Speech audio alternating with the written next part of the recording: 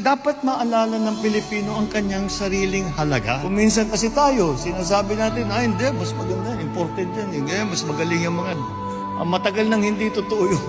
Dapat kilalanin din natin, kinikilala natin ang galing ng mga iba, ang mga nasa ibang bansa. Ngunit mahalaga rin, kilalanin ninyo ang halaga at ang galing at ang sipag at ang husay ng Pilipino. Ipinagmamalaki, sinasabi natin, kahit saan mo ilagay ang Pilipino, kahit saan mo dalhin yan, ay magsusumikap yan at magiging successful yan. Kailangan pagbaguhin ang binabago po natin sa bagong Pilipinas. Praise and celebrate your Filipino heritage. Pass on this love for the Philippines to your children, to your grandchildren, to all the generations that follow. Teach them what the Philippines is. Iuwi nyo muna sa Pilipinas para makita nila yung ibig ninyong sabihin.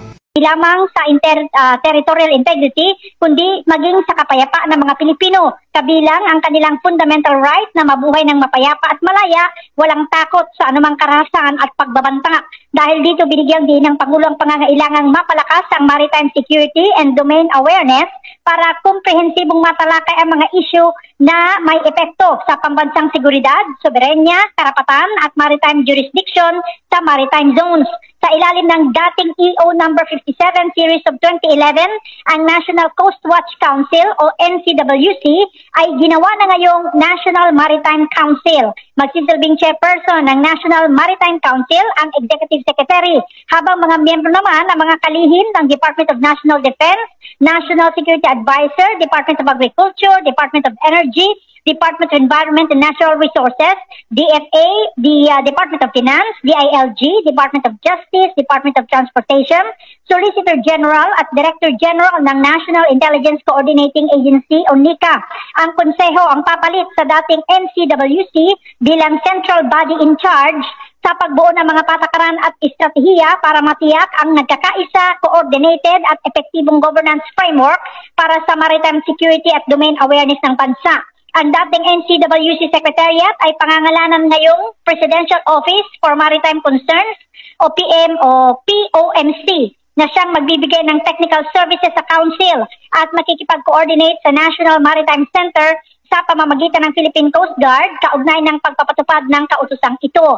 Ang Executive Order No. 57 ay pirmado ni Pangulong Ferdinand Marcos Jr. sa petsang March 25, 2024 at magiging epektibo sa lalong madaling panahon matapos na mailathala sa Official Gazette o pahayagan na may general circulation. Take perhaps 2 or 3 questions. Thank you. Thank you very much, Chair. Give me this wonderful chance to ask a question to President.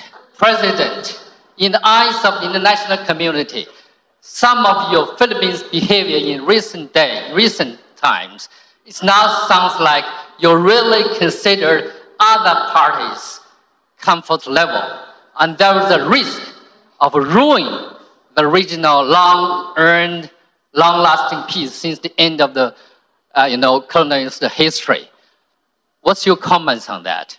Quite the contrary. I think if you examine more closely the remarks that I just made, I precisely focus on ASEAN centrality, and that the principles that are laid down that are involved in the concept of ASEAN centrality are some things that we must use to guide us. And when we talk about the South China Sea, we have to also remember that the South China Sea is the passageway for half of the world trade.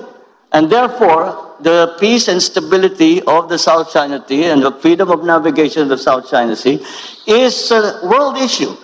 And that is what I am proposing. And I am saying that yes, it is a regional issue, but we must examine and be part of the discussion. We must include all parties in that discussion, because now it is not just ASEAN member states who are stakeholders, and it is quite easy to see that it is in fact the entire world that have become stakeholders in the peace and stability of